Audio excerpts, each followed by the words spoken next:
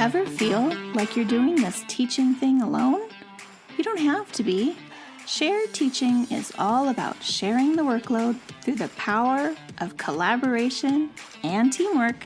Together, we'll walk through all the difficult parts of teaching and learn how to streamline our processes, fine-tune our time management, and develop a more manageable workload.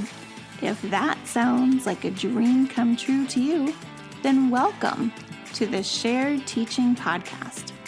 Let's share in the teaching to make those dreams a reality.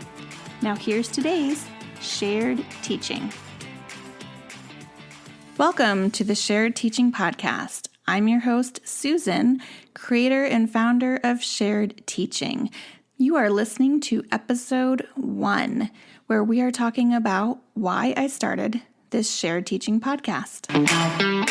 I wanted to create this podcast for me and for teachers like me who are just tired and they're ready to say, you know what, it's enough. I need to find a better way.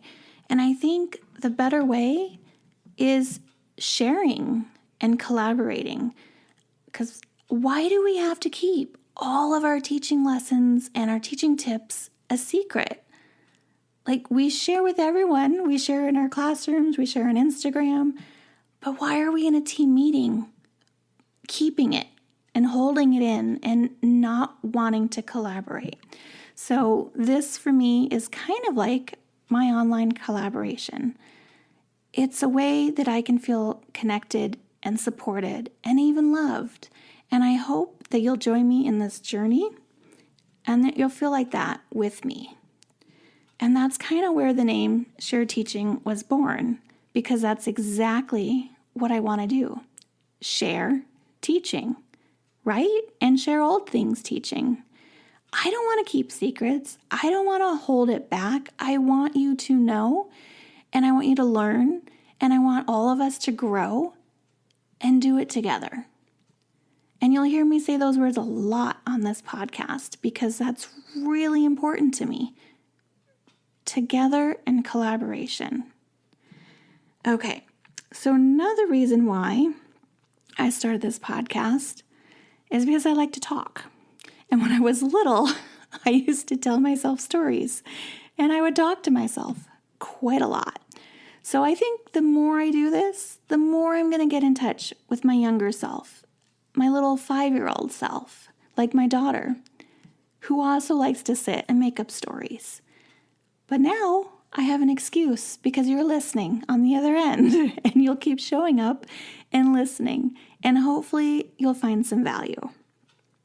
I really have such a strong desire to share everything that I've learned and to share it with you. And I hope that you'll share what you've learned with me as well.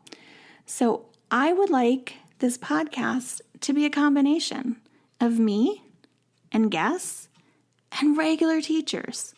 You don't have to be super popular. You don't have to be 20,000 Instagram followers. You just have to be you, and you just have to be showing up for your kids and doing it the best way you know how. And if it's not Pinterest worthy, and if it's not a super cutesy anchor chart with beautiful drawings and hand lettering, you know what? That's okay, because that's not the kind of teacher I am anyway. I appreciate the meat behind the anchor chart, the intention behind the pictures and the stories. So if that's you and that resonates with you, then make sure you stop by sharedteaching.com and look for how you can contribute and share your story here alongside with me. And then I'm not the only one talking to myself at 2 a.m. at the dining room table. So until next time, thank you so much for listening. I will talk to you soon. If you've loved this show, then join me in sharing the teaching, hitting that subscribe button, and leaving us a review on iTunes, so we can be found by more teachers like you who are ready to start sharing the workload. I hope you've enjoyed this episode. Find new episodes each week on sharedteaching.com. Thanks for listening to the Share Teaching Podcast.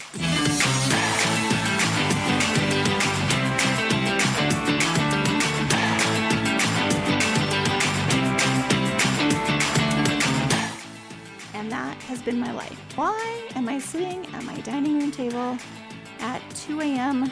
talking to myself? So that, again, is going to be a whole nother episode.